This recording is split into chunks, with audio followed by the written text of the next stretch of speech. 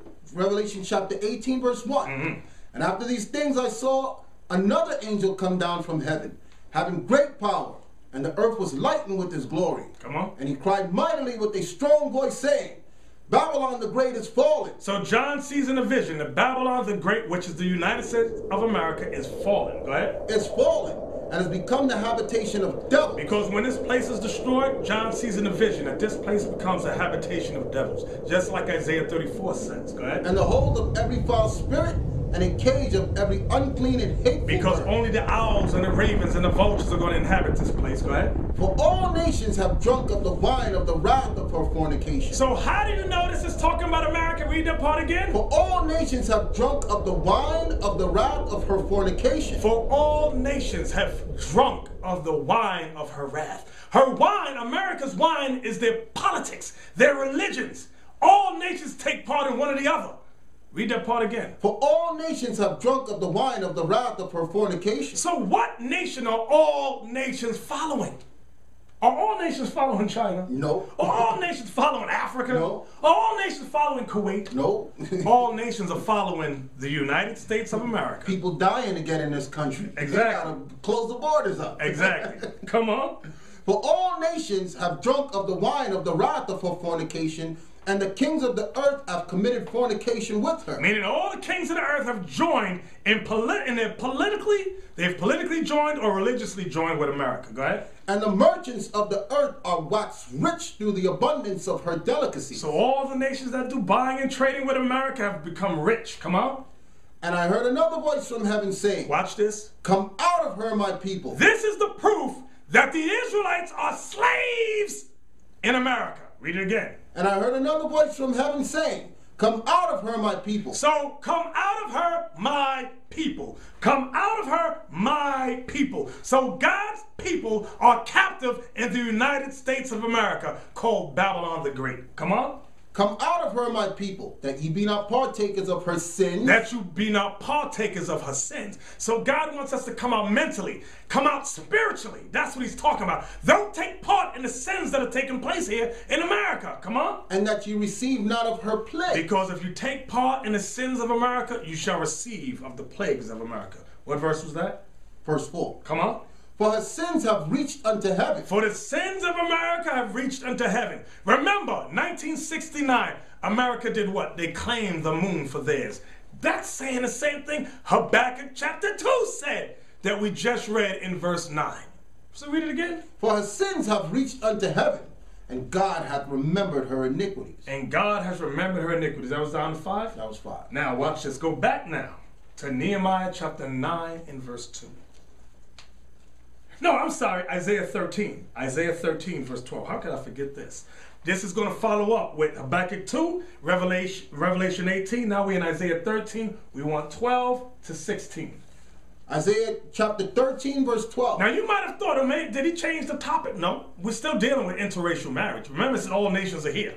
So now it says, come out from amongst them, right? That you be not partakers in their sins. You're not meant to join in their religions, their politics, and you're definitely not supposed to be marrying these people of other nations.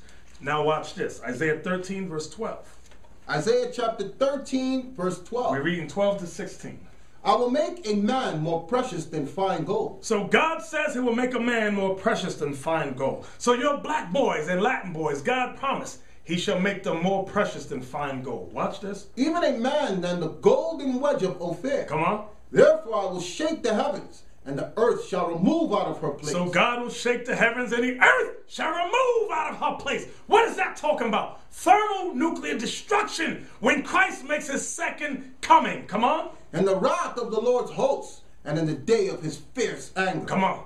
And it shall be as a chaste roe. And it shall be as a chaste roe. The it here is talking about the Babylonians. Not the ancient Babylonians, which were the Ethiopians, but the people of Babylon the Great. Who are the people of Babylon the Great? The so-called white man, Edom.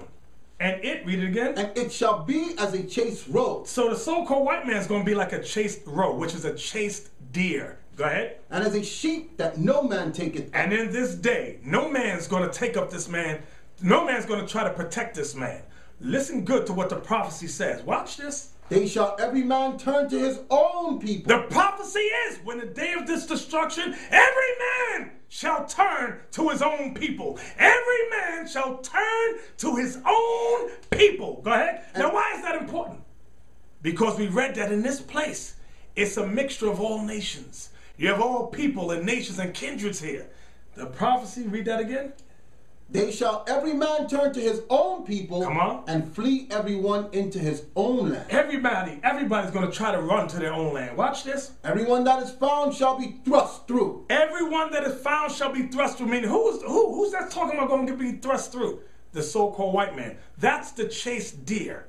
That's the chased roe. Because now it's judgment time. This is judgment upon the so-called white man, the nation of Edom, who rules Babylon the Great. Judgment is coming on them here. Read that part again. Everyone that is found shall be thrust through. Everyone that is found shall be thrust through. Go ahead. And everyone that is joined unto them shall fall by the sword. Everyone that is joined unto them shall what? Shall fall by the sword. You remember the Rodney King verdict? Remember what happened. I need you to open your minds. When Rodney King and, I think it happened with OJ too. When people went crazy. Reginald Denny, right. That was pulled him out of the truck, right. Hit him in the head with that plate. And every black woman that was holding on to the white man, I'll protect you, got her behind whooped, almost put to death. So we're reading. This is going to be a step higher than that. Okay, read that part again. Everyone that is found shall be thrust through, and everyone that is joined unto them shall fall by the sword. So you brothers want to marry the white woman? You sisters want to marry the white man? The Bible said what? Everyone what? And everyone that is joined unto them shall fall by the sword. Come on. Their children also shall be dashed to pieces. My biracial baby. My biracial baby. Go ahead. Their children also shall be dashed to pieces before their eyes. Now, you know why that's heavy right there? A lot of you sisters, and I've met many of you when I was growing up, they would always say, I don't want no black man. I don't want no dark. He definitely can't be dark skinned. They go, I want the white man because I want my baby to be light skinned in it. I want him to have blue eyes and green eyes. I want him to have straight yellow hair. I can say that nothing their loved ones can say will change the fact that they feel trapped inside hideously ugly faces and bodies. Our next guest, Alicia, says that in her case, the reason she feels so ugly is because her mom, Essie, made her feel that way. Alicia, tell us your story. Actually, all my life I felt ugly because of my dark complexion. When I was younger, my mom would make differences between my sister and I. She would dress us in outfits that were similar and alike, but she would comment on how pretty or nice she looked, but I never got the same comments. And also in school, when we were referred to, we would both get in trouble. And when I get in trouble, she get in trouble too. They would refer to me as the dark one instead of the light one. And my mom would also compare us to the point to where she would discipline me harsher than she would my sister. And you think it's because of your skin coloring? Well, yeah, she would make comments on the fact that I reminded her of my dad. My dad was dark complected too, and she disliked him and took it out on me to the point and said she, you know, disliked me because I looked like my dad. Well, no, when I was growing up with my mom, my son, when I was carrying my older son, she would tell me the comment that she wished my son was not dark. She didn't want a dark grandbaby, and that affected me. Well, tell her, how did that affect you? It made me feel unloved. Yeah. It made me feel you didn't accept me for being a dark-skinned daughter instead of the bright daughter. But do you realize, Mom, that she would rub her face with a scouring pad to try to lighten her skin? No. You didn't know that? No. Lauren, you have a theory on this. Yes, well, this stems from some very deep-rooted issues in the African-American culture and community. It stems from slavery. They're all going, yeah, it is. And these issues are very alive and well. I see many African-American sisters and brothers in the audience going, yeah, because we've all grown up with that. We live in a society dominated by white media, white images, and therefore we're bombarded with this notion that whatever is closest to white is right. That's what a lot of you sisters have said. And I grew up listening to your evil speech. But you know what? The Most High is going to get the last laugh. And you know what's the only difference between you and the black man, black woman? The black man that repents, if his children are Israelites, if they get their minds right, those children are Israelites. They can be saved. They can be delivered. But there's something different with you, black woman. Your children is not going to be the seed of Israel. Your children, black woman, will be the seed of the white man. Now, Candace was here to see if her ex-boyfriend Andrew was the father of her biracial child. Candace said that Andrew admitted he's a racist and would never claim a biracial child. Take a look at this. I'm here because I had a biracial child with a man who, just what I'll say, he's a racist. And it's strange because he's white and... Wait a minute. You have a biracial child with a man who is a racist. Yes. Your children will be the seed of the Chinese man. Your children will be the seed of the Arab or the African man. That's right. There's no salvation for them. Salvation. No salvation for them. They're going to get punished. Read that again so they understand. We ain't putting words in the Bible's mouth. Call the verse and read it. Isaiah chapter 13, verse 16. Their children also shall be dashed to pieces before their eyes. Their houses shall be spoiled and their wives ravished. What verse is that? That was 16. Now, so we can't change it, sister. Brother, we can't change the prophecy. Now watch this. Go to 2 Corinthians 6, verse 14. 2 Corinthians chapter 6. 2 Corinthians 6. Now remember we read in Nehemiah 9. Okay, read Nehemiah 9 real quick for us so we don't forget the thought. Nehemiah 9 and 2. Nehemiah chapter 9 verse 2. Watch it. And the seed of Israel separated themselves from all strangers and stood and confessed their sins. So now, let's see if that changed in the New Testament. 2 Corinthians 6, let's read verse 14 through 18. 2 Corinthians 6, we want to see if the law changed. 2 Corinthians 6 verse 14. Be ye not unequally yoked together with unbelievers. Be not unequally yoked together with unbelievers. Go ahead. For what fellowship hath righteousness with unrighteousness? What fellowship hath righteousness with unrighteousness? And what communion hath light with darkness? Come on. And what concord hath Christ with Belial? Come on. Or what hath he that believeth with an infidel? That's the other nations too. Go ahead. And what agreement hath the temple of God with idols? Watch this. For ye are the temple of the living God. You Israelites, you are the temple of the living God. Come on. As God hath said, I will dwell in them and walk in them, and I will be their God, and they shall be my people. Come on. Wherefore come out from among them, and be ye separate. Wherefore, wait, we got to read that again, because that's saying the same thing Nehemiah 9 and 2 said. Read that again. Wherefore come out from among them, and be ye separate. Read it again. Wherefore come out from among them, and be ye separate. Read it again. Wherefore come out from among them, and be ye separate. Wherefore come out from amongst them, and be ye separate. So what are you brothers talking about? It's okay to marry women of other nations. What Bible are you reading? And you black women, are you just crazy? Y'all just sitting around waiting for death to come your way, because that's the prophecy that's going to come. Death and destruction upon you and your children. And a lot of you brothers that got wives of other nations, you better watch your children.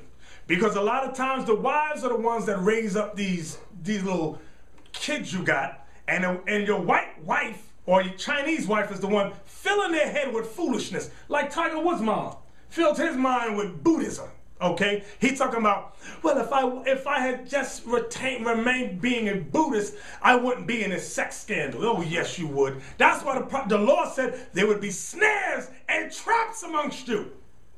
The Most High know what he's talking about. The Most High knows what he created of all the nations. You think God didn't know what he meant? Watch this. Deuteronomy 32 and 7, I think it is. Watch this. Deuteronomy 32 and 7.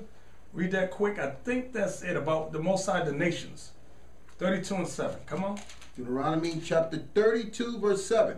Remember the days of old. Consider the years of many generations. Ask thy father, and he will show thee. Watch verse 8 is the point. Thy elders, and they will tell thee. Watch this. When the Most High divided to the nations their inheritance. When the Most High divided to the nations their inheritance. When he separated the sons of Adam. When he what? When he separated the sons of Adam. When he what? When he separated the sons of Adam. God always separated the nations. But America has taught you, no, we shall bring all nations together. And you foolish black men, you foolish black women, you foolish Latin men, you foolish Latin women have fallen for the wine of their fornication. You've fallen for their lies. And said, I can marry any nation I want to marry. And you've disregarded your creator. You've disregarded the one true God and his son, Jesus the Christ. Back to Corinthians now. Back to Corinthians. So you see, there's no private interpretation. We're going precept upon precept upon precept, showing you the Bible has not changed. You've changed. You've been manipulated. You've been deceived. What verse you at? Verse 17. Call the whole thing? 2 Corinthians 6, verse 17. Come on. Wherefore come out from among them, and be ye separate. Wherefore come out from amongst them and be ye separate. Where are we reading? The New Testament. Come on.